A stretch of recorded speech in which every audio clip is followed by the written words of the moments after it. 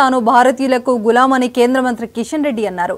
ఇటలీకి నకిలీ గాంధీ కుటుంబానికి తాను గులాంను కాదని దుయ్యబడ్డారు. అదానీ పేరు చెప్పి కాంగ్రెస్ నేతలు బీజేపీని విమర్శిస్తున్నారని మండిపడ్డారు. పెట్టుబడుల కోసం అదానీని రేవంత్ చర్చలు జరపడం లేదని ప్రశ్నించారు. అందరం కూడా మన జిల్లాలలో ఎక్కడెక్కడ ఈ యొక్క పోలింగ్ బూత్ సంబంధించినటువంటి సభ్యత్వం జరిగిందో దాని లిస్టులు వెంటనే సిద్ధం చేసి గ్రామ కమిటీలు అన్ని కూడా అంటే పోలింగ్ బూత్ కమిటీలు అన్ని కూడా ఈ నెల చివరి లోపల పూర్తి చేయాల్సిన అవసరం ఉంది. ఒకటే ఈ సందర్భంగా మీకు మనవి చేస్తా ఉన్నాను, 100% గ్రామాలలో పోలింగ్ బూత్ కమిటీలు పూర్తి చేసేటువంటి ప్రయత్నము అందరం చేయాలి. మనకి ఇంకా సమయం ఉంది.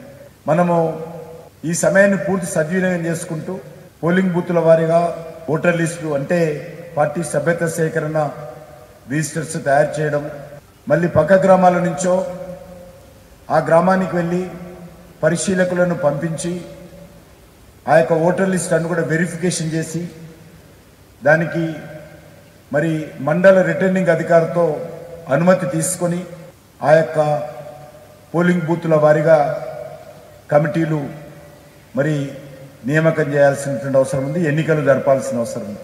సాధ్యమైనంత వరకు సామరస్యంగా జరిపేటువంటి ప్రయత్నం చేయాలి. తప్పనిసరి పరిస్థితి అయితేనే మాత్రమే అది మండల ఎన్నికల అధికారి అనుమతి తీసుకొని ఎన్నికలు నిర్వహించాలి ఆ యొక్క పోలింగ్ బూత్లలో.